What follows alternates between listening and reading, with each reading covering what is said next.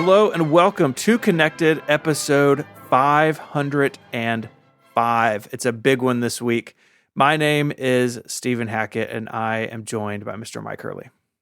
Excuse me? We haven't gotten to follow-up yet, so currently you were just Myke Hurley. No. Last week we instituted that I would be the full names, and then later we might come up with. Myke currently holds the keynote chairmanship and the annual chairmanship on our game Rickies that we play. Hello. Hello. I should say also that this is sponsored by Squarespace, NetSuite, and Tailscale. I got excited and skipped over that. Yeah, you really bungled this one. And I would like to introduce Federico Vitici. Hi, Federico. Hello, Myke. Hello, guys. A couple of things that I need to say up front. The first one, Myke, I am shocked that you did not make a I'm going back to 505 reference when Stephen mentioned the episode number. Yep. I thought you would. I apologize. And I was slightly disappointed. And then I wanted to ask you both. Tell me something that people don't know about you, and I will go first. For example, this is sort of the energy that I'm bringing in today. We've been doing this podcast together for 10 years, and there must be things that people don't know, or that I don't know, or that you don't know about each other, or that we don't know about each other, that people maybe don't know also. For example, I have never been on a roller coaster in my life. Oh, never. Let's change that for you. Never. I'm too scared. Yeah, I don't like it either. This is like one of these things where I feel like I've put so much of my life into like the world that like I have no idea what people don't know anymore. I have to really think about this. Stephen, do you have anything? You interrupted my exact same train of thought. I was like, what haven't I told the internet in 16 years of doing this? Well, think about it. We can come back to this later during the show. Maybe something will come to mind later on. I will think of something. I just don't know what it is yet. Okay. So that was my couple of things. So I like it. Let's do some follow-up. We talked about this just a second ago, but we have decided that if someone is both the winner of our annual predictions game and our keynote predictions game, they should be introduced as such at the top of the show. And we had two suggestions come in. Listener Brendan suggested Grand Chairman, which that feels pretty good. Like it feels important and set apart. But a nameless listener, anonymous feedback, I think is the winner. So Anonymous wrote, if you put two chairs next to each other, it becomes a bench. So if someone is annual and keynote chairman, then he is the Ricky Benchman. That is fantastic. It's Benchman, man. It's Ricky Benchman. Ricky Benchman. And also not like Benchman. It's like Ricky Benchman. Ricky Benchman. It's like Richard is my father. I'm Ricky Benchman. Ricky Benchman. When two chairs love each other very much. So I do believe that we need to update the rules to include this. So my suggestion will be at the end of the rules for the Rickies. Yeah. If a host is Whoa. Hold on a second. This doesn't feel like regulation. I'm suggesting rule amendments occur when the rules are read. Okay, so we got to come back to it in just a second. Okay. Yeah. You put it in follow-up. I didn't object to it then, although I thought it was unregulation. But now, amending the rules before the rules are read, I'm sorry, that's not how things are done around here. Ricky Benchman 2 rules. I'm putting it further down in the document. Okay, we'll come back to that. So we'll read the rules, and then we'll amend the rules, and then I'm sorry. We can continue. Please forgive my grave error. See, this is just like as to be known as Ricky Benchman, which is as I am right now. I am obviously the most understanding of the game, hence why I have such a stranglehold on the game. Stranglehold? What are you saying? What? I have a stranglehold on the Rickies. I am strangling Ricky, is what I'm saying. And that means that I know most. Richard! I've never told anyone I have strangled I've strangled Richard. No, that's not my. We have a friend named Ricky who we work with. That's very upsetting. But I never said that. I never said Ricky. I said Richard. Richard? Richard. Jeff wrote in, How can you tell if someone is recording you with their creepy meta glasses? They're not creepy. I They're did not add light. creepy to the quote Okay. Why? just for effect. Is that You're your not cool like opinion? us? No. Yeah. Well, tell me Because you- how I can see if you're recording me. Then I'll be the judge. There's a light. Okay. It's like on the So- temple, on the side. So the glasses have like circles on each side, similar to the Snapchat ones, really. But like how you could imagine that there were screws in the glasses. Like Ray-Bans usually have something anyway on like the next, like on the temple area, but like facing forward. One of them is a camera, and there is one mirroring it visually, and that is a light. And the light comes on when you take a photo, and it also makes a noise. It does. Like a capture sound, which I don't think you can amend. And similarly, if you're videoing, the light is on the whole time. Yeah. Wasn't there a story years ago, and I don't even know if that's still the case. Do you guys remember, like, was it true that iPhones in Japan, like, they would always make a sound when you take a picture? Yes. That is true, yeah. Is that still the case? Do we know? I think so. I think it's a law in Japan. I don't think it was something that Apple just did. Maybe someone in the Discord can tell us. Yeah, you cannot turn off the sound when you take a picture with the Meta glasses. And there's a light, which, I mean, like, it's not like you're dousing somebody in a huge spotlight when you're taking a video. And honestly, you might not even notice, but like there is a light. But there is, and there's a tiny light. Yeah. I'm really trying to think of the thing. This might be something for you. Okay. I've broken one bone in my body. Huh. And it was so if you look at your thumb, there's a bone just below your thumb, which attaches your thumb to your hand. Basically, I don't remember the name of this bone. Thumb bone. Thumb bone. The reason I did this, I was 17. Okay. And a friend of mine I'm loving said this story. that if he was to flex his posterior, that it would be hard like metal. And he requested that I test this by punching him. So I punched him in the posterior and broke a bone in my thumb. So he was right. So he was right. So he was right. Buns of steel. Right. Yeah, wow. and that's a 17-year-old boy. That's what 17-year-old boys do, right? They do things like that. I'm not sure they punch if each other.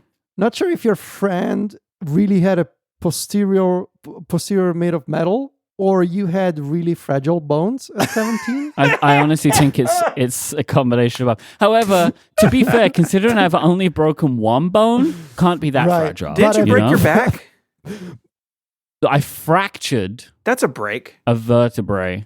Okay. Yeah. That's okay. That's so two. maybe, I forgot so about maybe that. I've broken two bones in my body. One of them was my thumb. The other was my back, which is quite a significant increase. Mm-hmm. I forgot about which the is back break. ironic, right? Since you punched the guy in the back. Yeah. I punched him in the butt, and then I also landed on my butt, which broke my back. So all of my bone breaking is butt related. Right, which is it's a pretty lovely story. Thank you I didn't know this about you, and thank you for sharing that, Myke. So you got two facts for me though. I got mine as well. I have also, well, not also because Myke lied. I've only broken one bone in my body. I broke your neck. No, I broke the littlest bone at the end of my little toe. Okay, in like high school. How? Something heavy fell on it and broke it. What? I think it was a book or like a box of books. I was helping somebody move. Okay. And were you wearing shoes? I was, yeah. Wow. Real heavy. There must have been some books. But you have like a bunch of metal in your foot. There's no break. I used to. That got taken out. No, but but nothing broke. That meant you needed to. Why did they have to put? That was like a stress fracture.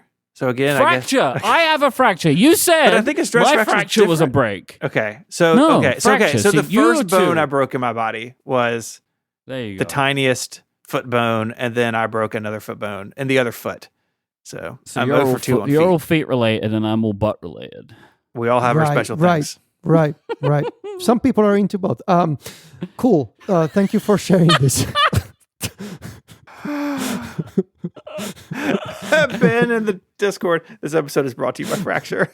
Are they still around? What happened to them? I got some Fractures I just ordered. They should come back as a sponsor. Come on, Fracture. Come back to us. You guys know Fracture. I got the covers of my Apple History calendars done. That's good. That's a good one. Yeah. That's a good one.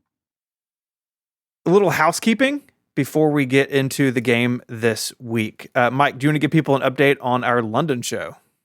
Yeah, it's coming soon. So we're ventured into June. The final 6 weeks or whatever have begun. 27th of July at 7 p.m. Relay FM's 10th anniversary extravaganza will be taking place at the historic Hackney Empire in London, England. We have some tickets still available in the very top area of the theatre. It's called the gallery area. These are unreserved seats, but they are seats. So if you want to come and see us, all three of us and a bunch of other Relay FM hosts put on an evening of fun for you, come on down at relay.fm/London where you can buy your tickets. We can't wait to see you all there. I would also say if you are in the Discord for Relay members, which you should be, there are a few people who had last-minute changes, so there are some other tickets floating around. But we would love to see you. Even if you can't come to London, though, we do have some really cool merch to celebrate our 10th anniversary. We've got Challenge Coin and some T-shirts. Those are over on our Cotton Bureau store. There's a link in the show notes. I got mine in. I wore my London shirt yesterday, and I've been very happy with it. I'm wearing my 10 shirt today. It's good. I ordered shirts for all my family because my family's coming to London too. Yep, so they got to wear it, otherwise they won't be let in. That's right. That's right. Mm-hmm. I mentioned the Relay member Discord. This is the time of year where we publish our annual specials. So if you're a member of any Relay FM show, you get special episodes from across the network.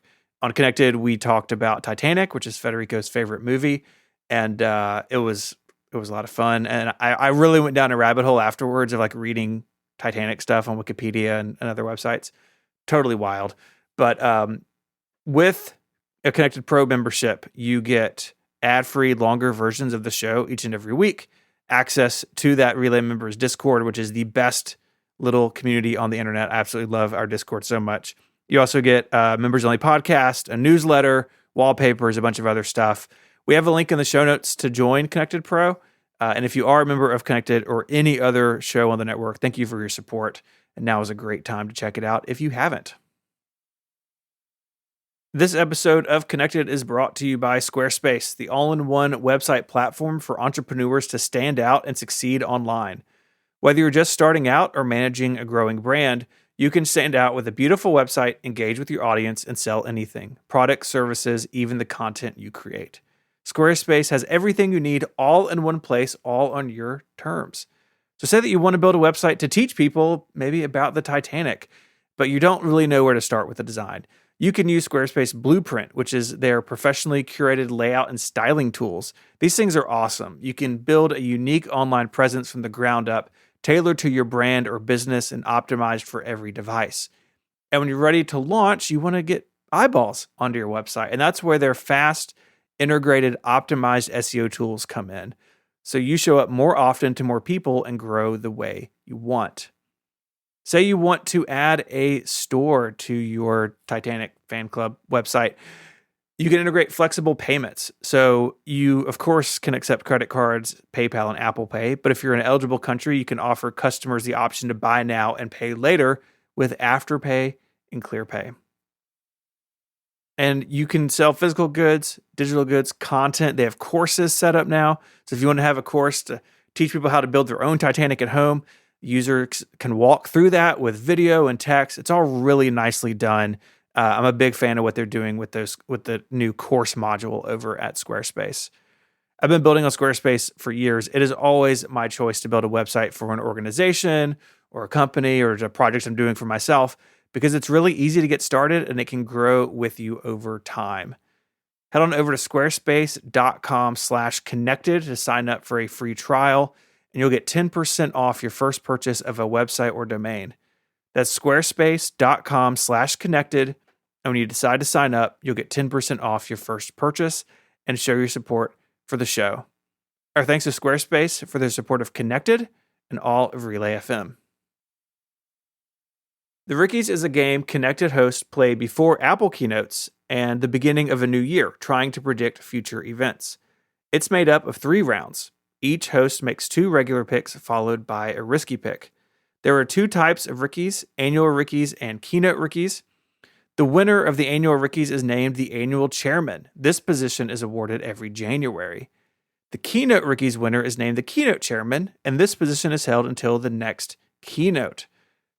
After the Rickies, the hosts then play a game called the Flexies. These 2 games are separate but related. Please stand for the reading of the rules.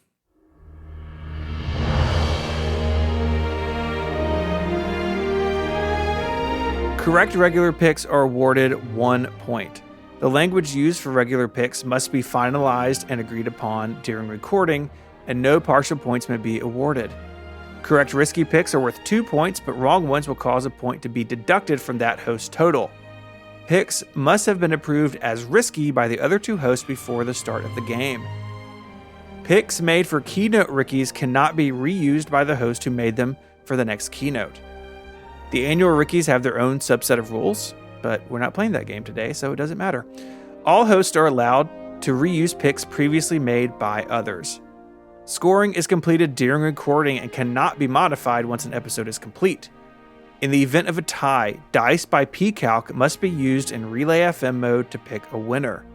In the case of a 3-way tie, hosts all make their calls at the same time, with flipping continuing until a winner is named. Jason Snell has a lifetime ban on flipping any coins in relation to the Rickies. Coin flips by Jason on other podcasts are allowed but are frowned upon and subject to public shaming. For the keynote Rickies, the scoring window starts when the live stream begins and closes when the picks are scored. Any information used in scoring must be publicly verifiable at the time of recording. The order of picks is set by previous performance. The winner of the previous associated game goes first, the previous loser goes last. Winners will be recognized during the closing ceremonies. As a reminder, Myke is the current annual chairman and the current keynote chairman. Past results can be seen at rickies.co and rickies.net. These sites also have pages about managing your own scorekeeping at home. You may be seated. I have just 2 things to bring up before we maybe add the rules, because I just think it's interesting. One of the rules that struck me this time is that the points cannot be modified after the episode has been recorded. Mm-hmm. Was that a problem once? Did someone try to change the points? That may be a question for our historian, Kate. Right. I remember there was a time when Federico was getting he got some secret information, but I think we ended up creating a rule for that, and I think it happened before the episode. It's just that it stuck out to me as an interesting point of why would that happen? But I don't know.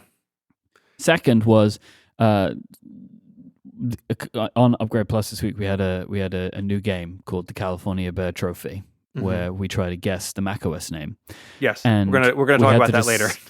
Yeah, we had to decide who could go first, and just not thinking, I said to Jason, "Do you want to flip a coin?" And he said, "No, I cannot do that." So, and I thought that even Jason frowns upon himself. Right. Yes. Perfect. No, we have beaten it into him that he's bad at it. Yeah. I also have 2 things. Okay. One is an order thing, and then we have to work out the Benjamin rules. I think we're all decided. Well, just where it goes in the document, how we say it. Okay, yeah. I think the paragraph for Keynote Rickies, the scoring window starts. I think that should be moved up so it is right after the annual Rickies have their subset of rules. So the subset of rules are together in the document. That's really just I read them and make sense to me. Yeah, I have no feeling about that, but obviously it makes sense to you, so I think you should just do that. I have no concern about that. Okay. Federico, do you lobby a concern with Steven's reordering? No, I don't have any concern. Okay. And then we have the issue of Benjamin and where we want to put that. Yeah. I feel like at the beginning, right? In the preamble? When you say it, the winner of the annual Rickies Yeah. is named the annual chairman, and then like straight after that would be like in the event that somebody holds both titles, they shall be referred to Yeah. as Ricky Benchman. I also think we need to add in here. We don't have any language anymore for what you get, right? Like that was actually something that we removed. Elon when took it the away Twitter- from us. So I Yes. think we need to re-add in the winners of each respective chairmanship will be announced as such in the introduction of every episode. Wait, no, I don't. So you want to have every single episode we do?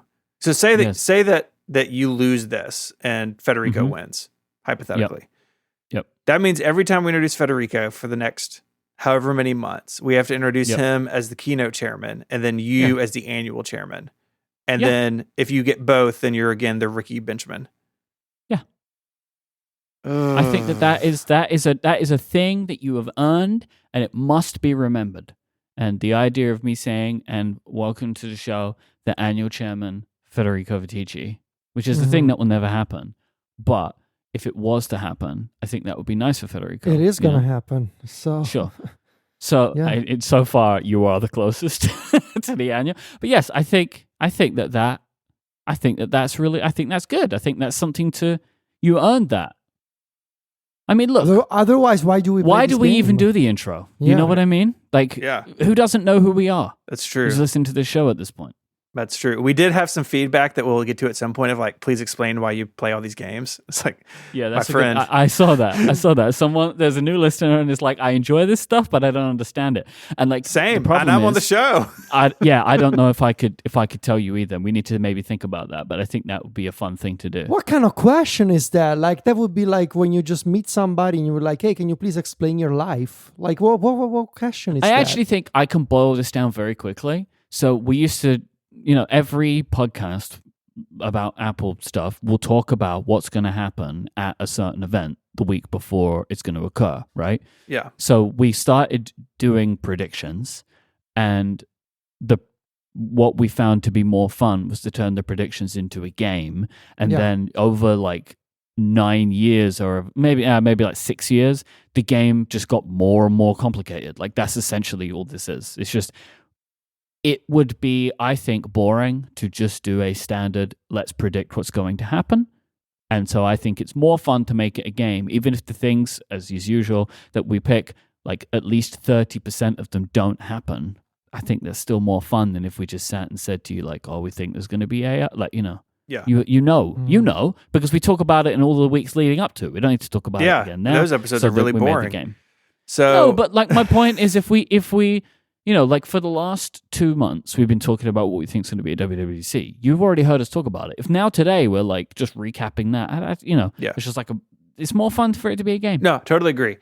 Okay. So the preamble, I added 2 lines. So I talk about the 2 types of Rickies, annual and keynote, and then I read, hosts should be introduced at the top of each episode according to their current titles. Beautiful. In the event that a host holds both positions, they shall be introduced as the Ricky Benchman. Love it. Yes. Yeah. So we're good? Perfect. Perfect. Yes. Yep. Okay. Would you like to add in another rule just for fun? Something that I just thought of. Well, we can That talk any about it. rule addition must be agreed unanimously. Or do we not need to do that? I think we're doing okay without that being written. Yeah, I think so too. I just like to add more rules. No, I know. And the Who document is doesn't? shorter than it used to be, and you want to, Lengthen it back up again, so then we can shorten it again. Okay. So that's all the bill stuff. I think we're done with that. Okay. So we should now move into round 1. Myke, you are up first. My first round pick is more flexibility for app icon placement on the iPhone home screen. Yeah. Yeah. Yeah. Yeah. I mean, it's about time, right?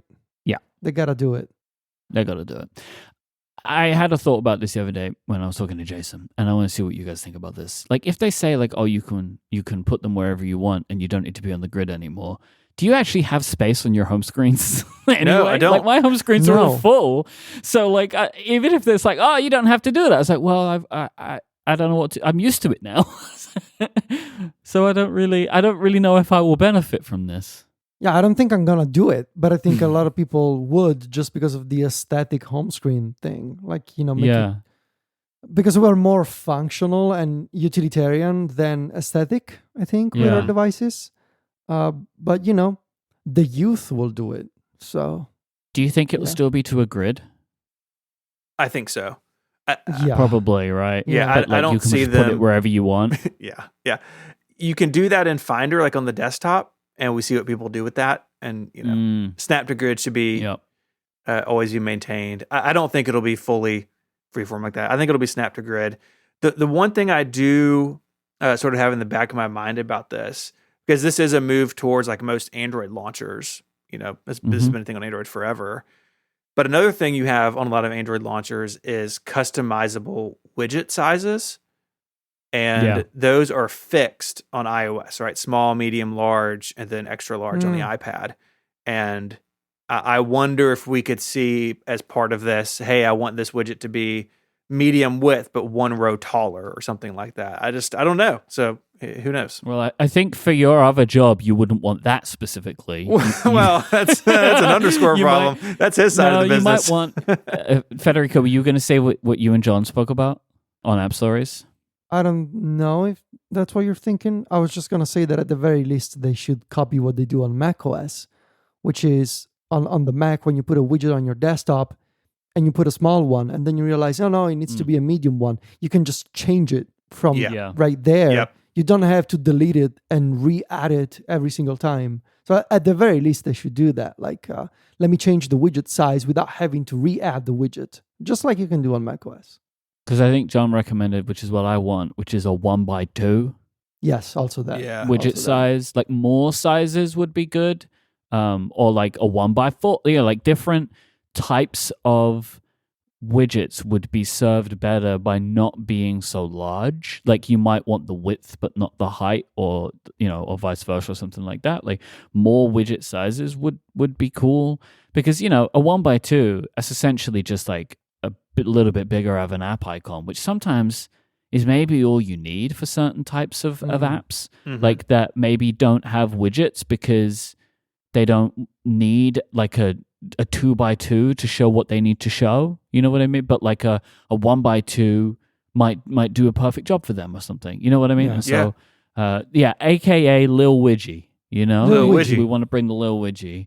But yeah, I don't feel like I have a good sense for exactly what this is going to look like, but I feel confident that the way in which we are arranging apps and widgets on our phone right now is going to be different in the next version of iOS. And honestly, I think maybe the main non-AI feature of iOS 18. Wow.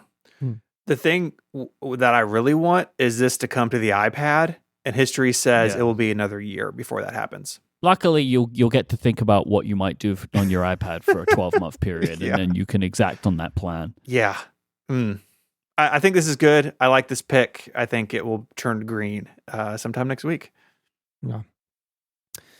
All right. My round one pick is there are some design and navigation updates to the Settings app across multiple platforms. So the idea being that Settings has gotten too confused everywhere. Like it's kind of hard. Like there are so many settings now on every Apple device, and the Settings app doesn't, especially search, doesn't really work well on iOS. And on iOS, like there are some settings that are really buried within pages and pages of settings. And of course, system settings on the Mac was relaunched 2 years ago at this point, and it was basically never touched again. It's atrociously bad. Like it's so bad. System settings on the Mac is so bad. Like you can't even resize the window. Yeah. Like, what is happening? Same on the iPad. If you use Stage Manager, it's a that's true. Old school fixed window size. I just feel. Let me just reset. You can make it taller, not wider, which is a very intriguing decision that they made. Excellent decision. I just feel like, and this has been rumored over the past few days, that there's an opportunity for Apple to maybe clean up settings a little bit. Make it easier to use. maybe some things should become apps instead of settings, like I don't know, passwords. For example. Why is that a setting? Like, you literally have a whole product in a settings page. It doesn't make any sense. Honestly, screen time and focus, like, they don't need to be in settings. Everything is a setting, and if everything needs to be a setting, then it has to be easier to navigate and easier to find stuff. And in either case, I feel like there's an opportunity for Apple here to make settings easier everywhere, especially iOS, HyperOS, and macOS. I don't think I have any particular feelings about settings on tvOS or watchOS, or visionOS for that matter, but that's mostly an iPad version. But yeah, I think we're going to see some changes in terms of the design and how items can be navigated in settings. Yeah. I mean, the iPhone settings app is basically the same as it's been since 2007, right? Like, yeah. They've just made it longer. Way longer. That's what they've done over time. My favorite settings app is the Vision Pro, because it's all different but looks the same. I think I agree. I love it. It's like, you think you know where everything is, and it's all there, but it's just not where you think it is. But it's not where you think. Yes, good. I love it. Oh, fantastic! That made me so happy. I think one of the things they will probably do, just to make the app more manageable, is what they did on Vision Pro, where there's just a sub menu called Apps, and then all the apps go in there. Yeah. So you still only counts. need to. That still counts I if know. they do that. I'm not saying it doesn't. I'm just saying, like, it's a sad thing to think that might just be one of the things they do, but I think that will be one of the things that they do, just so that I would expect that every time you open the settings app, that is actually quite resource intensive, as it's going out and like populating all of the, because you can get ahead of it sometimes, right? Where you start scrolling, and I think it would maybe be beneficial to put those, I reckon, less used settings inside of a submenu that only opens when you need it. Can you imagine like a case of like, be careful what you wish for? Like, we redesigned the settings app, and we did it with Swift UI, and it's as buggy as shortcuts. Well, it's Swift UI on the Mac. Yeah, that's the thing. We decided to bring the great experience you've been having on the Mac OS to the iPhone.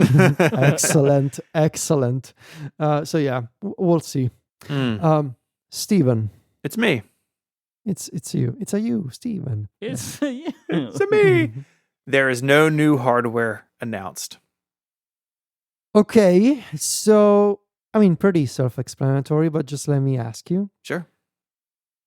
No new hardware announced. Announced is the verb you chose. Yes. What happens if after the keynote, you open apple.com and there's a USB-C Magic Keyboard?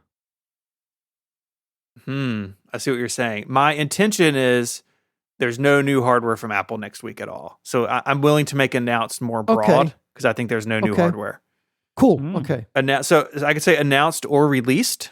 Would that cover both? Yeah. I want to like be kind to you here. I just want to get this out on the record, because people are writing, if they announce Vision Pro in other countries, that does not count. That does not count. No, it doesn't. That's not. I just want to get that out now, there, you know? If those Vision Pros have an M3 in it, then yeah, I lose. But can you imagine that? I mean, on a technicality, it may not count, because like, what if the Vision Pros in Europe have like a different Wi-Fi chip for different Wi-Fi bands inside? I think but it's fine, Steven. We won't hold it against you. Yeah, I think this is a software only keynote, which would be, I mean, in the last many years, they've done hardware since I think since 2017, there's been hardware every year. Don't quote me, but I think that's true. Doing some mental math. But I think it's all software this time. And they just had an iPad event. They just did the M3 MacBook Air a couple months ago. Like, I feel like everything's kind of okay for now, and we'll see more hardware in the fall. Okay. Myke in the Discord has said the Vision Pro is announced in Europe, and it's not what you think. It's different. It's different. So we're just, for clarification's sake, any teases, announcements, or any new hardware, including accessories, Like this is what we're talking about So here. Steven Right? is Like if saying any of those no- things happen, you No- don't get your point. That's right. No hardware whatsoever. Okay. No hardware. Okay. This is, as we have gotten through this conversation, this is a bolder pick than It is. I initially It thought is. it was. It So is. I hats off to you. So at the end of round 1, we have Myke predicting more flexibility for app icon placement on the iPhone home screen. I said there are some design and navigation updates to the settings app across multiple platforms. And Steven said there is no new hardware announced or released. Okay. Round 2, Myke, you're up. Notification summaries are provided by a new AI system. Yeah. So I think summaries, just in general, are going to be a pretty big thing. part Yeah. of what Apple will be providing. I have my hope is sum up the group chat for me, what's in my email, that kind of stuff. But I think one of the key ones will be some kind of catch up, whether you see it on the screen, right? I could imagine that maybe if you're in a focus mode, you may be able to enable a notification summary that can summarize stuff for you, or you ask Siri to say and this honestly, I think was one of the intriguing parts of the AI pin, but there's just no way they could have got it to work the way they wanted it to work, which is just to say, catch me up, and have the device do what, that version of the morning routine thing that everybody has tried to build over the years, right? Yeah. Just like this, you have a message from Steven and he wants this. And because that could actually be quite powerful, and it's something Apple could control. Where I feel like a lot of additions to the operating system, and I think about this in regards to app icon stuff or whatever. I think we talked about it last week. I believe it's going to require a level of developer buy-in, but notifications are they're in the phone, they're on the system. Apple can read them. Apple delivers them, right? So I believe that is a thing where they will be able to just look at all your notifications and provide quite a rich experience, which I think people would enjoy, right? Where you could, in the morning, you're getting ready and you ask your HomePod, what's going on my iPhone? And it's like, Steven sent you an email about a new iMac that he wants to buy because he can't stop. Federico had another explosion in his living room because he had an issue with a power supply. These things and I'll find out all the information I need about what my friends have been up to. And I think I would value a system like that. I think that would be pretty cool, because then my hope would be you could take it a step further and be like, clear those notifications for me. I think that would be kind of cute. So I think this will be something that we'll see. Notification summaries powered by AI. I like this a lot, and I think it's something that's limited in scope enough that they could do it really quickly on device and just provide it to you in the moment. It would be awesome on a bike ride when I got my AirPods in, or my one AirPod, because I'm safe. So good. Imagine a system where the notifications did not read you the entire text of every notification. Yeah. As a way to tell you notifications to come in, which you really and it feels like this is what an LLM can do. It can understand text, right? Yeah. And summarize it. They're good at that so I hope Apple can do it. All right. My round 2 pick is there is a new system for changing the colors of icons on the home screen. We spoke about this last week. I think there's going to be a way for you to... I think Apple is going to redesign the long press menu on the home screen when you long press on an icon. And I think, I wouldn't be surprised if there's going to be a couple of things in there. First of all, I think there's going to be a way, obviously, to control whether you want to have the grid or the freeform placement. But then I think when you long press on an icon, I think what Apple should do is a redesigned context menu that shows you either custom icons that the app contains, so that you don't have to go into the app if you want to use a custom icon, or if the app support, and that could be something that is that even works for apps that haven't been updated for iOS 18. It would be if the app uses all the support for custom icons, maybe that's something that can work out of the box. This new coloring feature, I think it may simply be that if an app supports this new icon theming system, you got a color picker when you long press on an icon, there's like a menu, and you have your top 6 or 7 colors, and then there's another color. There's a color picker that allows you to fine tune the color that you want the compatible app to use for the icon. And I could imagine a smaller version of the Memoji, yes. like UI of Yes. like, you could have one pane where you could pick from the app icons, and then another pane where you could customize the colors. And maybe if they wanted to go another step, like maybe there could be supplied glyphs that you could choose from. Yeah. Right. So maybe you could, could do that. You might They could do that. want the carrot cloud with a pink background, or maybe you want the carrot logo with an orange background. Yeah. That could be kind of fun, but I think that might be more than they want to do. But that would be great. If there's a way for Apple to sort of make sure that as many people as possible upgrade to iOS 18 and get on board with their AI stuff, is to entice them with customization. Icon customization is a big one, and that's also a really like smart idea. Especially if they're gonna do also like AI emoji, like that's 2 things that people absolutely cannot resist, like custom icons, personalization, and make any emoji that you want. Like that's like I bet most people are gonna be like, yes, give me that right away. So I think once again, there is a new system for changing the colors of icons on the home screen. I'm glad you mentioned alternative icons, because I think that is something Apple has to contend with, because a lot of developers use those as an in-app purchase or part of a subscription. And I don't think they want to have a new system level feature that devalues those purchases for people. And so if an app can still support those and still keep those behind a paywall somewhere, but also do this, and they've got to work all that out. And I'm sure that if this is coming, they have, but it's something that I'll be looking for.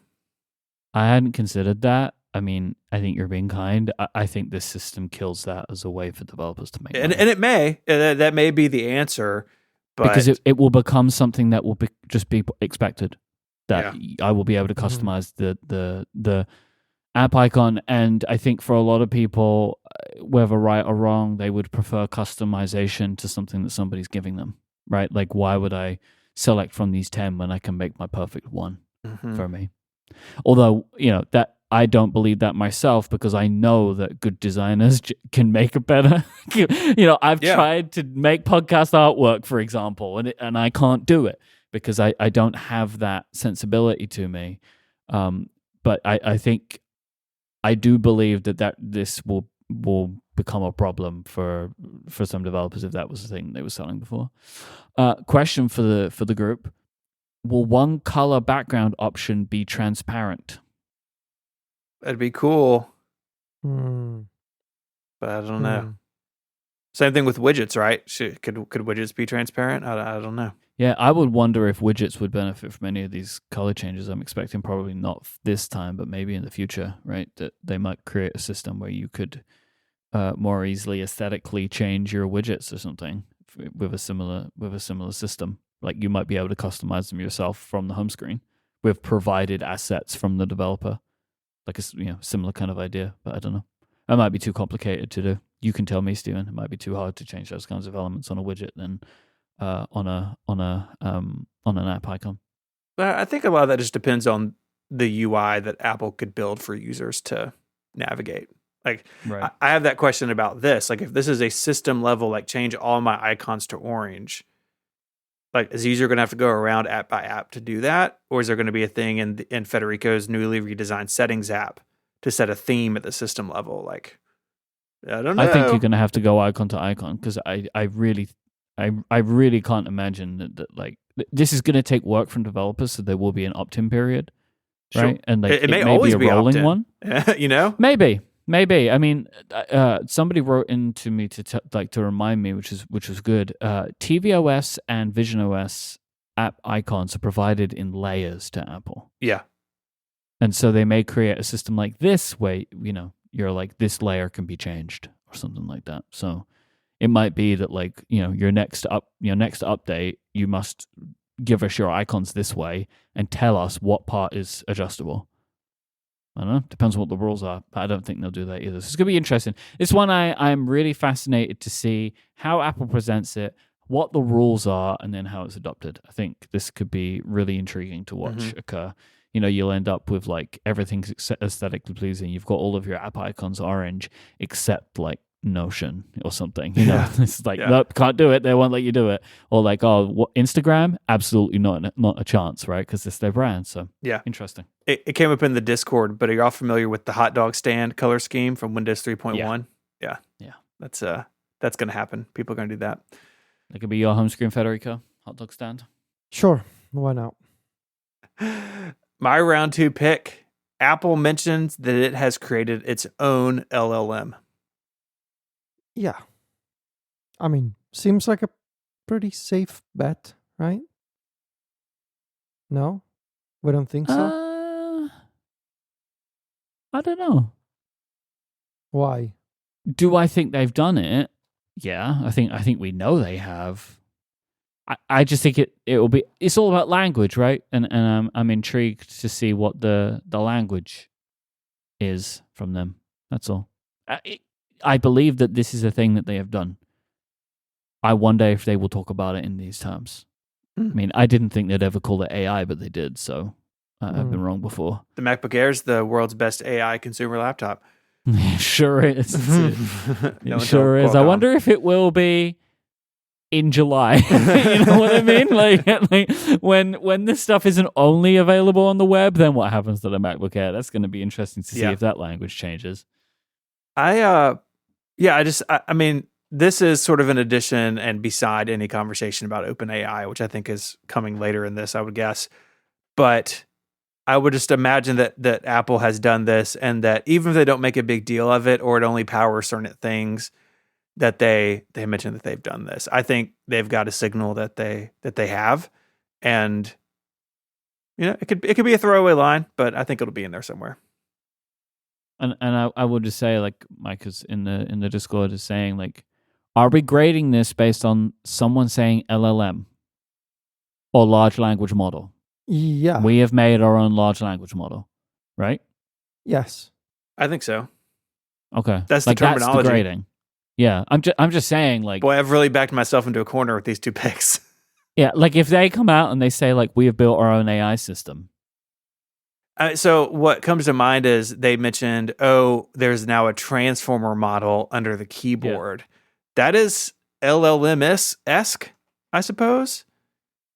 Yeah, but that always felt to me like they were trying their best not to say AI, but to try and wink to the camera that they were doing the same things. Where now they can't stop saying AI. Yeah, they're looking dead down the camera like Jim Halpert. So yes, and so I wonder if, like, I just wonder if they won't need to say LLM, but we'll find out on Monday. We'll find out on Monday. Like the only exception, I guess, is what if Apple doesn't use the term large language model and they come up with their own fancy way, like, we made a huge language model. Like they call it huge language model instead of large language model. XDR language model. I mean, an intelligence model. I mean, knowing this company, right? Yeah. So, but I guess we'll know it when we see it. Like, it's a language model, but it's got a fancy Apple product name. Yeah. I mean, and it might be that, like, in the State of the Union, they say LLM. Yeah.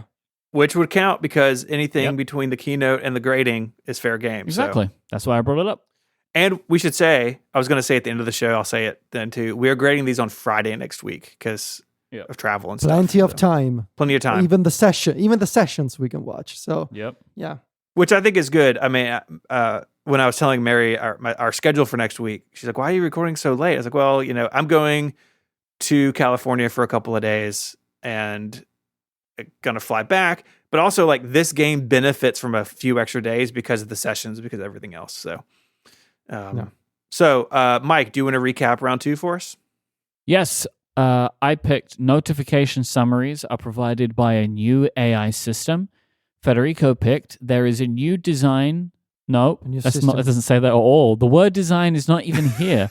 No, Federico said there is a new system for changing the colors of icons on the home screen. I was the wrong choice. And Steven said Apple mentions that it has created its own design. No, it's Sure. on Yes, Wow. this is why we need the AI summaries to replace mine. Yeah, we should have just asked Siri to do that for us. Yeah.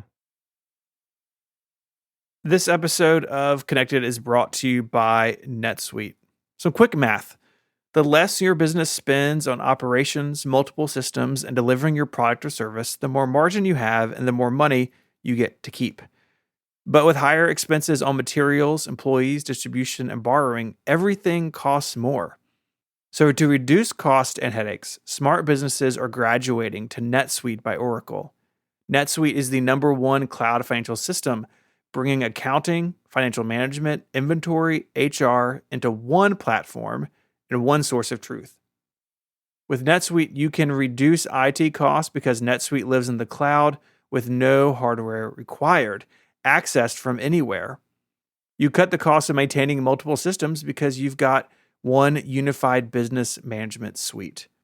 You improve efficiency by bringing all of your major business processes into one platform, slashing manual tasks and errors. Over 37,000 companies have already made the move, so do the math and see how you'll profit from NetSuite. It's more important than ever finding ways to cut costs and boost business performance. And that thing that we all know we do, running around between different platforms and moving data in and out, that does lead to errors and it leads to time wasted. And with NetSuite, you can cut out all of that stuff. By popular demand, NetSuite has extended its one-of-a-kind flexible financing program for a few more weeks. Head on over to netsuite.com/connected. That's NetSuite, NETSUITE, netsuite.com/connected. Our thanks to NetSuite for their support of the show and Relay FM. It's time for the risky picks, gentlemen. We're doing it. Doing it. Okay. Myke, hit us with the passion. Vision OS 2. Passionate. keyboard- Ooh. Passionate that it even exists. That's my entire pick. My entire pick is Vision OS 2 exists. Vision OS 2 has keyboard pass-through when in an environment, and it works with any keyboard, Ooh. not just the ones that Apple makes. Ooh. Okay. So when you're in an environment, you can still see your hands, but you can't see your keyboard, which for people like me means I can't type. And Yeah. So less Same. helpful. Yeah. So I believe that they should and will add keyboard pass-through, but I feel like to make this risky, I had to put in there that it will be keyboards that not just from Apple.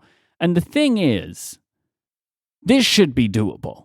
Like, a keyboard is a keyboard. Like, you know what they look like. Especially, like, if you're the company that's infusing AI into everything you do, if you can't have a model that can understand what a keyboard looks like, I don't want to know you, you know? And so I want them to be able to do this. I want to be able to use any Bluetooth keyboard that I own to be able to use with my Vision Pro, and I want the system to be able to see it. It'd be great. It's kind of silly that it's not there now. Mm-hmm. I really like this pick, and I hope it comes true. It's a feature that Vision OS needs, and okay. Let's do mine.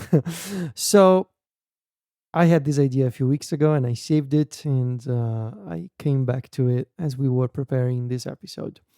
My risky pick says, Apple shows a Siri camera, not an official name, feature that lets you point the iPhone at something and use AI to understand what you're looking at. It'll use AI to determine various types of information, such as objects or text, in real time. It may not ship this year.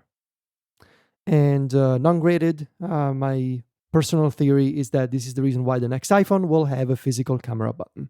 Because Apple wants you to use their AI camera, and they want to have their answer to Google and their AI smartphones. They want to say the iPhone can also be an AI camera. So yeah, that's my pick. So I'd like you to paint me a picture. You're Craig Federighi. I was going to call you Federico Federighi. You're Federico Federighi. Yeah. and you're doing the keynote. Can you just explain this product? Like, what is this in your mind? I'm intrigued. Like, what do you think people are using this for? Like, what is Apple saying? Like, what is the benefit of this particular thing? Right. So that so most of these features that I imagine is they are already baked into photos. The text recognition, object recognition, lifting the subject from a photo, recognizing text, translating text, looking up URLs, anything contained in a photo. You can look it up after the fact. The only thing that the camera can do in real time at the moment is recognizing a QR code.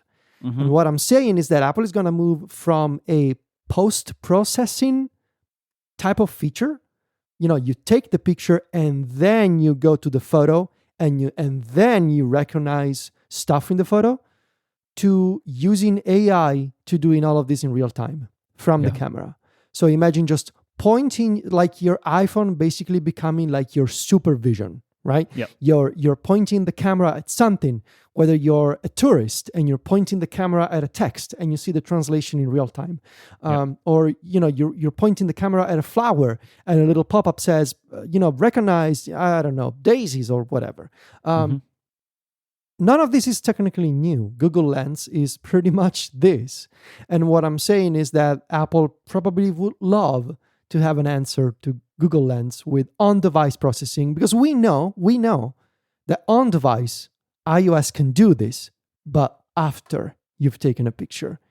And what I'm saying is that thanks to AI and the large language model that Apple has built, the on-device processing will be able to do this in real time. So that's the only difference. This is stuff that an iPhone can already do.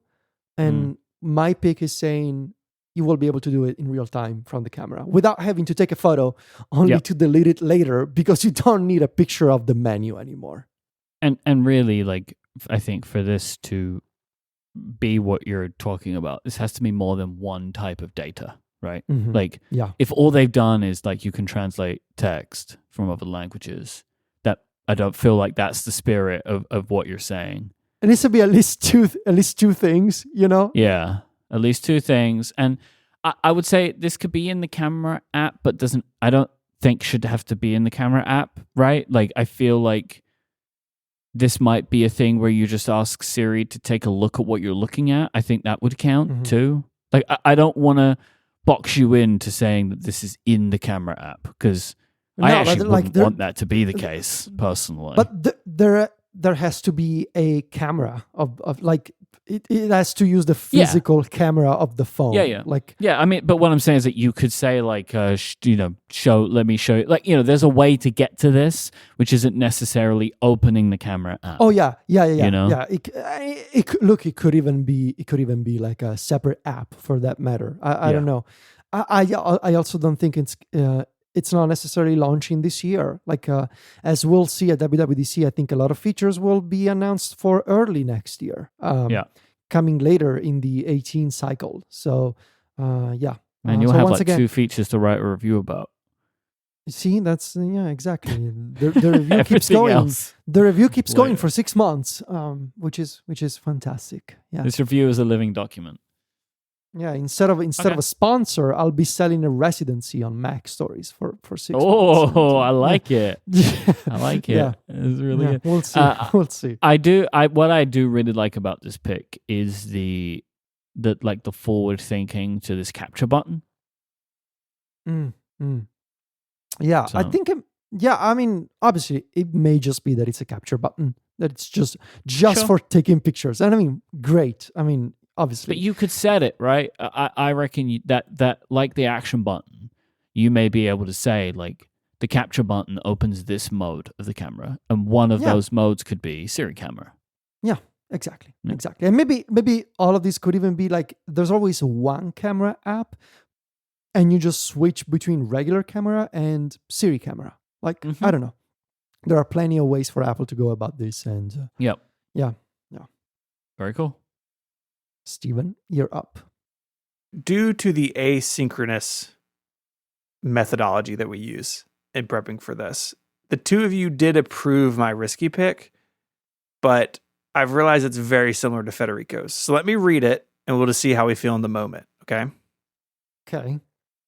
Apple previews a new Vision OS app that puts overlays over the camera pass-through with information about objects in view. I think it's different enough. I think it's totally fine. Yeah, Okay, I do too, but I just wanted to give you the set the stage that they are similar in feeling, but I think could be really different in practice. I think it's funny that we're all thinking about cameras and AI for these picks because Myke mentioned the pass-through, which is obviously a camera feature. It's all we're all thinking about vision and AI. Okay, yeah, Steven. The reason that I'm fine with this is like it's not exactly the same, and also it's not the iPhone. Yeah. Right, where like I could imagine that they might want to do this, but it's not this year. Because the iPhone got it this year. Maybe. But also, for me, it's like, well, if one of you gets it right or both of you gets it right, it doesn't make a difference to me. If you both get it wrong, that's great for me. You know what I mean? So, for me personally, I say just go for it. Okay. Yeah, I'm going to stick with it then. I think this would be really cool. And I could see it really being useful in some of the environments that I think this headset could gain popularity. Like we talked about it when it first came out, uses in manufacturing or industry or healthcare. Like it could be really interesting to see this. And I think it's got the horsepower for it. And it would just be great. Like, hey, show me this thing. And I would actually, now wearing it. Thinking about it, I would like to get some clarification. Apple previews a new Vision OS app. From Apple? I did not. Or I don't know. Because not a third party, right? Right. I'm not letting you get that one through, right? Like if here's this company and they do plumbing supplies and they're making an app that shows you about plumbing supplies, right? Like that's not it. Would you consider an API risky?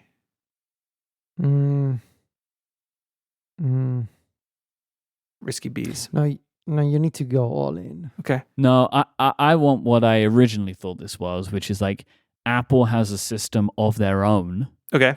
Right? It's like Apple, you could just like Apple previews a feature that puts overlays on the camera, right? Yeah, a feature maybe is better than because if I'm like also a Vision being OS kind feature. to you, they're not going to put it in an app if they've made this. It's not going to be like, here's the looking app or whatever.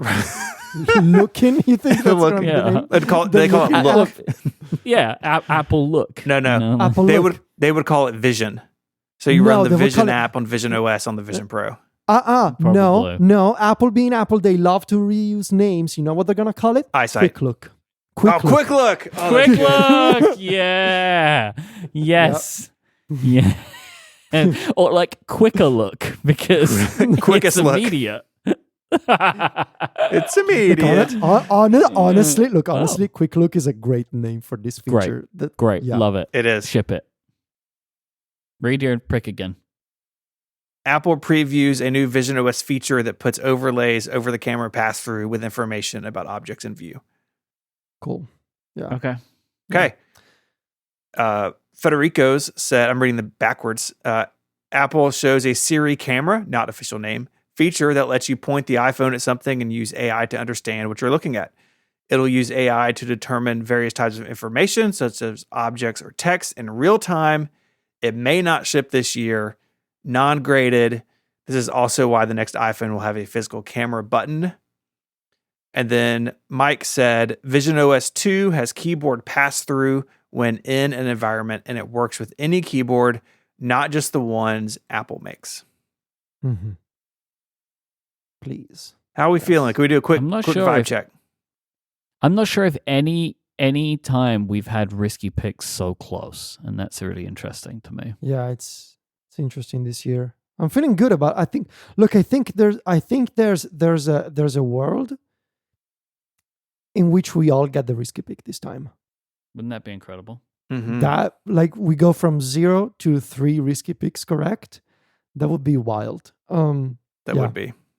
I think out of the three of us, I'm the one most likely to have their heart broken. I think Yes. yours could be exactly half right, where Yes, they that's add what I mean. keyboard Like, pass-through, They but will be third-party like, keyboards. we've What? added, and they say it like, we've added keyboard pass-through, and then Yeah. I think I've got it, and then I later find out in a session that it's just the Magic Keyboard. Or someone tries a beta, they're like, oh no, that doesn't work with my fancy boy keyboard. Mm-hmm. We have some real-time follow-up. Myke, can you address this? Because it's about the scoring when completed. You brought that up, and it mentions upgrade. Yeah. So Kate wrote in to say you queried the scoring is completed during recording rule. It was added between the March and WWDC 2022 Rickies when there was a significant rewriting of the rules over a 3-episode span, according to my research. Jason of Rickies.net says that was just after the upgrade draft thing. Preemptive, don't let this happen here either. This is due to the WWDC 2022 fiasco where Jason conspired with James Thompson and we changed to change the points of the draft. It's also why now the draft rules state that when we've scored it, that's it. You can't continue to keep rescoring, even in the same episode. And I think it was such a travesty that we may have decided to not allow for that kind of thing to happen here either. I completely forgot about this, this happened. I was reminded of it today when I saw the pictures of the beer and glass that Jason bought me as an apology. What was the point about? What was the pick? I think it was something to do with shortcuts. Okay. I don't remember exactly. But yeah, it was correct. Like the point should not have gone to me, but that was based upon like I think James Thompson digging through something in Xcode. It was just like way more information. Oh, and also, this was also COVID DC, right? No. Yes. Yeah. Yes. Yeah. Yes, it was. So that was another part of like, why would you take this away from me at a time when I'm experiencing my lowest low? And so, there was a lot of emotion from me at that point, and so we decided let's not do that again. Mm-hmm. So Okay. the rules all got changed. All right. This episode of Connected is brought to you by Tailscale. Tailscale is a programming networking software that is private and secure by default, and it's the easiest way to connect devices and services to each other wherever they are. It's super secure, providing remote access to production, databases, servers, Kubernetes, and more. And it's fast, really fast. Plus, it grants privacy for everyone and every organization. It's an intuitive, programmable way to manage a private network, including a zero-trust network access that every organization can use.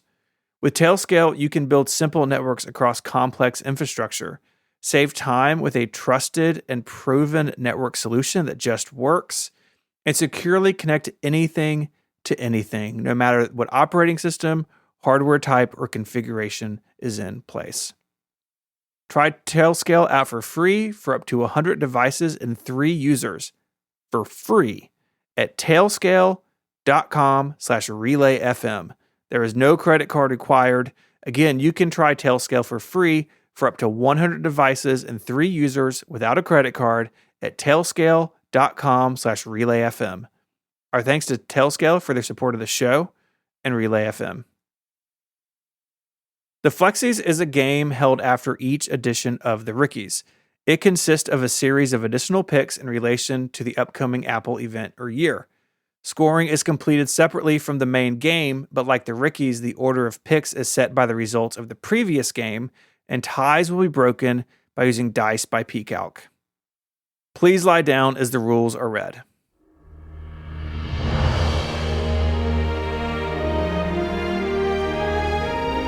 Host must make a minimum of 5 Flexi picks. Each correct pick is awarded with 1 point. Wrong picks do not remove any points, and no partial points may be awarded. The winner is determined by comparing the percentage of correct Flexis made by each host. The winner can choose their chosen title as long as they are the winner. Federico shall be named Prince Flexi, and is known as King Flexi when having won both the Keynote and Annual games. Myke has chosen Duke of Flexington and uses the name Archduke Flexington when applicable. Steven is the Attorney General Flexi and uses the title Secretary of Deflex when necessary. Loser of the Flexies must compensate the winner of the Flexies by donating to a charity of the winner's choice. The amount of the donation is $25 per wrong Flexi made by the loser. The money must be donated on air. As a reminder, dear listener, I am currently winner of both. So I am Secretary of Deflex. Thank you. You sure are. Secretary of Deflex. If someone were to hold all 4 titles, so if they were winners of both games, they would choose their own nickname. That has not happened. You may be seated.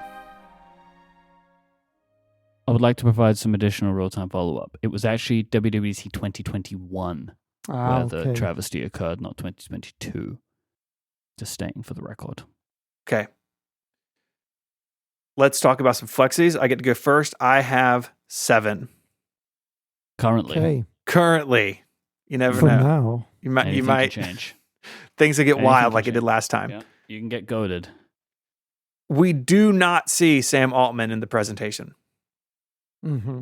Mm-hmm. I think his reputation is too far gone for Apple to want him on their screen. Can I ask you on that, like just out of interest, if he was there, would you be really surprised? I would be. Huh. Yeah. I wouldn't be so surprised. I'd be a bit like, interesting choice, but I wouldn't be like really surprised about it. How many polo shirts would he have on? Can I also, can I ask you a follow-up question? Please. What if we see a quote by Sam Altman with the profile picture of Sam Altman in the presentation? Like, we're really excited to work with Apple and blah, blah, blah. Do we need walking, talking Sam Altman, or can we just his face? I think he'll be a complete ghost. Okay. No face at all, right? We do not see Sam Altman's face. Steven doesn't want to see 2 things at WWDC, hardware and Sam Altman. That's right. Number 2, some AI features on the Mac require an M2 or later. Okay. I think some M1 Macs are going to get cut out of some features. I hope it cuts out at M2 because I don't want to buy a new MacBook. Yeah, same. I did not want an M3 MacBook Pro. At least 2 of Apple's first-party apps escape iPad compatibility mode on Vision OS to become full-blown native apps. Yeah. At least 2. Good one. Like some basics are still in there, like calendar. What are we doing? Come on. I think this is not, but I think I saw Mark Gurman say today that is a thing. Like that. I think I read this. Maybe I've made it up. Maybe it was a dream. That that Apple was going to have more of their own. No, you didn't dream this. I also saw this. I saw this. Yeah, I saw it somewhere at least. That this was the thing that they were going to do, and it's one of the reasons that they've held off international availability was for Vision OS 2 because it's going to have more native applications. Okay. Number 4, improvements in scare quotes. Improvements to Stage Manager are announced. All I hope is that this is for the Mac. That's where I want the improvements to occur because they never touched it again, right? At least they went back to iPad OS and made some changes. They didn't make a single change to Stage Manager on the Mac, so I hope for some there. And who amongst us are using Stage Manager? I have not once turned it on my new iPad Pro. I have it on the iPad Pro. I use it. Yeah. Okay. I do not. And I definitely not on the Mac. Number 5, something in iOS 18 picks up the UI used in the iOS 17 app picker and messages. Oh, no. Interesting. I feel like another pick could have been that they changed the way that looks. that goes away. Bold. I think it's, I kind of like the way it looks. And I think it'd be cool if it were other places. Do you like the way that looks? Maybe it's just that it's new. Interesting. I think it's okay. I don't hate it. I think a lot of people really don't like it, but I don't like it. But it doesn't make me recoil. Okay. Know? You just dream of path. That's your thing. You just want path back. I just want path back. Number 6. Yeah. The journal app comes to iPad OS. Yeah. Oh yeah. Remember journal? I use it. I do. I use it occasionally. Yeah. I like it as a collecting up photos of a thing. So I'll do that every now and then. I use the suggestions, but in day one because I've got all my stuff in there. I would use it way more if other apps could suggest things to journal.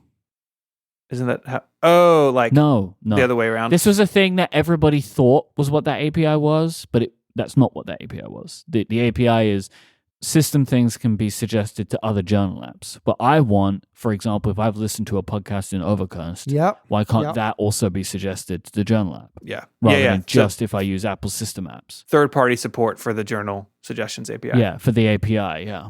That's good. Maybe that could be a flexi for somebody. No. Number 7. That's going to be at least 2 years away. Number 7, and this is a pick with some history, but it's still eligible. It's not an ineligible pick. The next version of macOS is named Tahoe. The history of this is it has been picked before by Myke twice on Upgrade. I've also picked the same 2 twice. Tahoe? So it's Tahoe and another one, but I won't spoil it in case people haven't gotten to it yet. But yeah, I've picked, and I didn't know this until I went back to check if I had picked it in 23, and I had. So I keep picking the same 2 names until eventually I will get it. Yeah. Federico, what was your one that you really wanted last Skyline. year? Skyline. They should still do it. Yeah. Yeah, you were so set on that. You were so set on that. Yeah. I went and looked it up because I was like, I know Federico picked a name, and none of these have ever come true, but I don't know. I keep coming back to it. So those are my 7. I do not have any additions at this time. Okay. All right. Okay, mine is number 1. RCS is not spoken aloud in the keynote. Yeah. No. Sweep it under the rug. No, yeah. I think it will be on the bento slide thing, right? Okay. For maybe messages or iOS or whatever.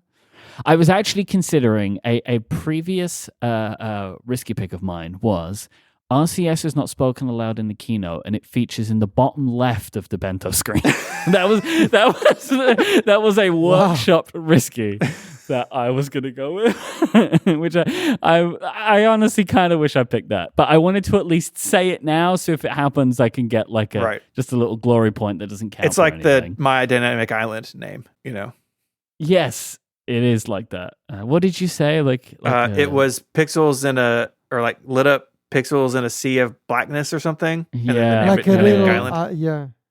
So people are asking, RCS is a replacement to SMS, and it's something that Google have wanted forever, and it will make it. The reason I don't think they're going to talk about it is because Apple is not going to do anything good with it, right? They are just going to support it and replace the infrastructure for what SMS is with RCS, or add it into the same thing. It's not going to get any of the iMessage features. That's not going to happen. Mm-hmm. They're just going to do this because it's part of what they should be doing. What wasn't it China actually that asked them to do it in the end? I think it came out maybe at some point, but maybe yes, that's what they're doing. We talked a lot about it on MPU 746. There was a whole chapter on that episode about what that could mean. What RCS is? Yeah. I wanted to briefly acknowledge the best joke from the Discord about this by Ben McCarthy. Pokemon Legends RCS. I saw that and didn't get it. Thank you. Now Ben. I get it. Bravo. Stephen, do you get that? You don't need to. No, I don't. No, it's fine. You don't need to.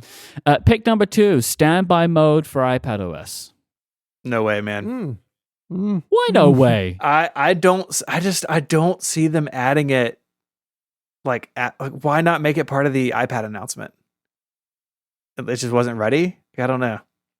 It's an OS feature. They don't announce OS features anymore as part of hardware features. They just don't do that.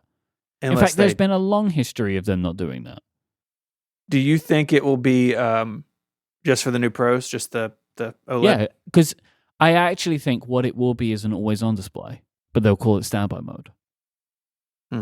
right? And it will have like some widgets on it and stuff. I like widgets. And I think that what standby mode for iPadOS will be like a mixture of standby and always on. And they'll say standby mode for iPadOS.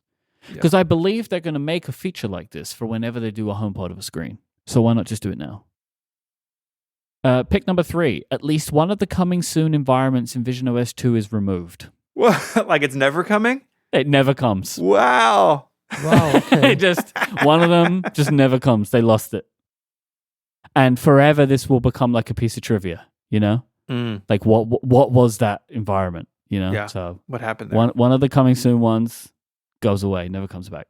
I did have a risky pick that I did not even float by y'all, but it was that there'd be some feature in visionOS for users to set up their own panoramic photo as a system-wide environment. That wouldn't be very good. Well, that's They're why I not didn't do it, because I think high they'd look bad. Like, I don't think the resolution would be there. I don't know if anyone's picking this, but what I really want is for like there to be a way for developers to submit it, right? Like that's what I really want. Like I want to be able to sit in like it's the Apple one of Watch the face of the Vision Pro. I feel like this is more likely though, because Apple doesn't support watch faces as like a thing you can do, but they support immersive, like there's a name for it, right? Where like it's what Disney's doing, where you can have your app and then an immersive thing around it. There's a new one out today, actually. The WWDC app was updated with like a wacky immersive thing. Yeah. So my hope is that they will just make those, like people could submit them to the system if you've downloaded the application. It's immersive scenes, says Vince in the Discord. So you could just have any immersive scene inside of any app that you use as an environment.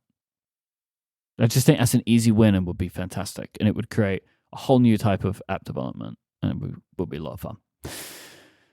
Number 4, Apple announces some new immersive video content coming to Vision Pro. Okay. Number 5, Apple also announces an AI deal with Google. I think they would like to do this. Google knows it, and they're going to take them down to the wire. I know what you were saying, but for the record, could this be clarified to say something like, in addition to OpenAI, they announce a deal with Google? Is that what you mean? Is that your intent? Also announces. Doesn't also mean in addition. Yeah. But in addition to OpenAI, if that's your intent, I think you know this what? should say. Let me just get rid of also. Apple announces a deal, an AI deal with Google. That works for me. Like what this reminds me of is, I think it was the Apple Music launch, where I was told like a year or so later by someone that they didn't get all of the signatures they needed until literally the night before the announcement from some of the music labels.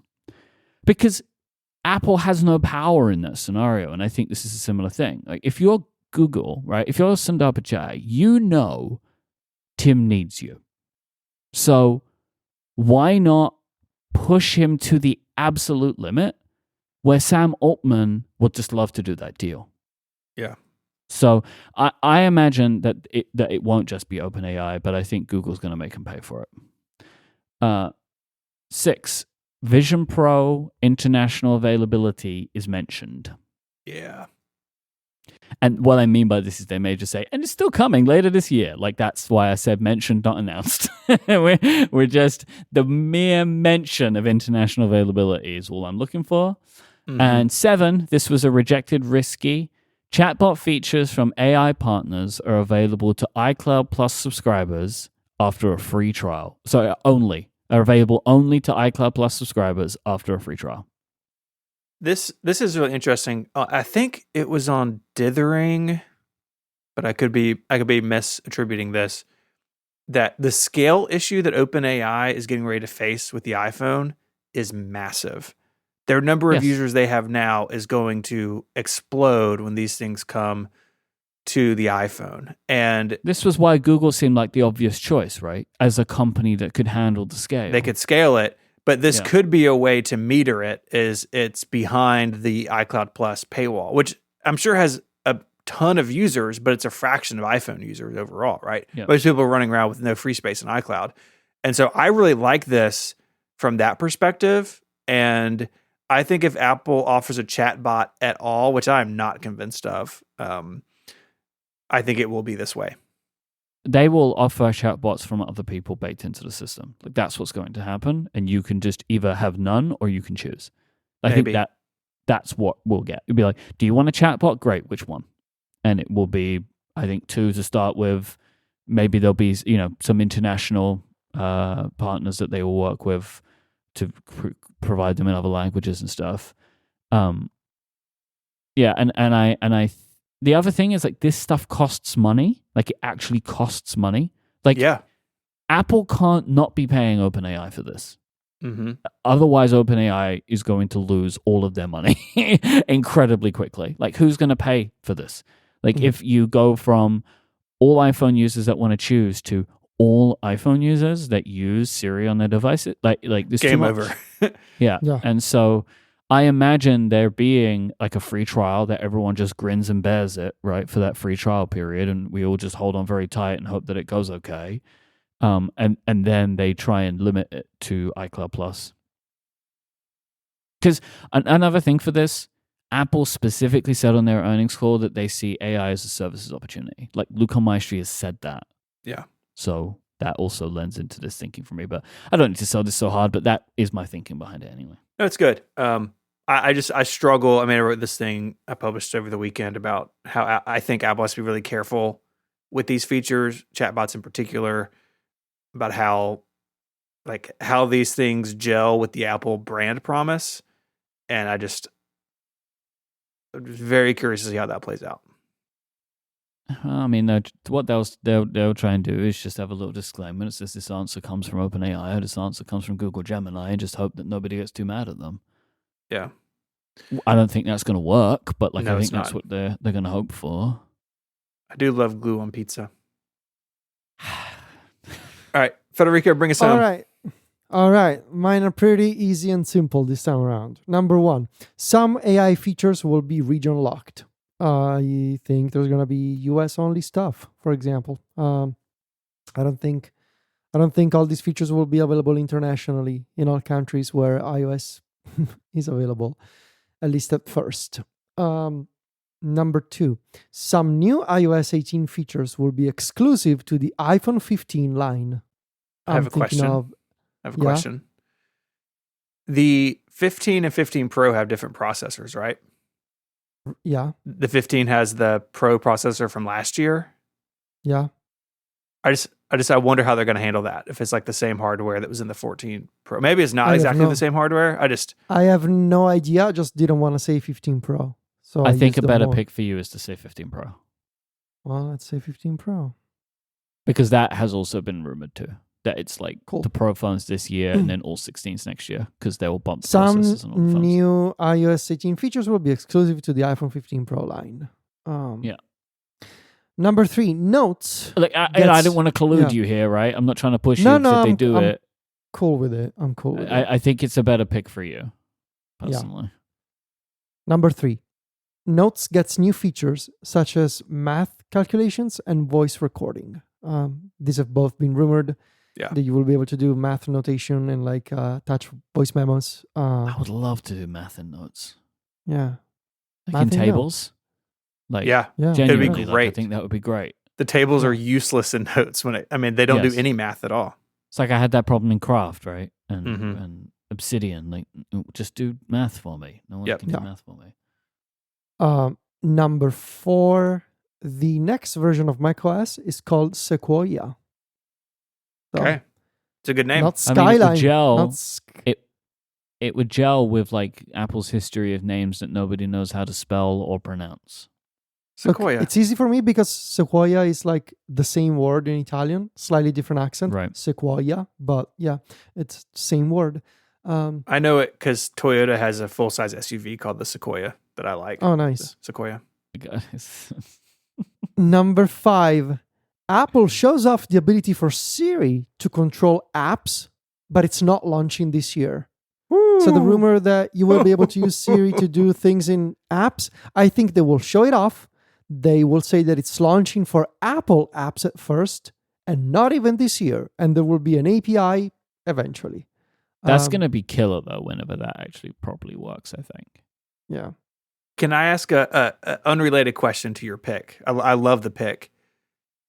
From the technical perspective, Federico, do you view this as kind of building on the Intents framework? I think so. I think it's got to be a combination of some kind of like screen vision that the large language model will have. So like actually understanding app UIs.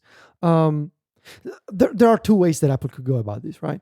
It could be like an AI powered, essentially fancy UI scripting. Like basically the UI is your fake finger interacting with apps. Yeah. That seems like a pretty primitive approach to me. The better approach would be, okay, now when you're talking to Siri, developers have a brand new framework to expose actions that's building on top of intents.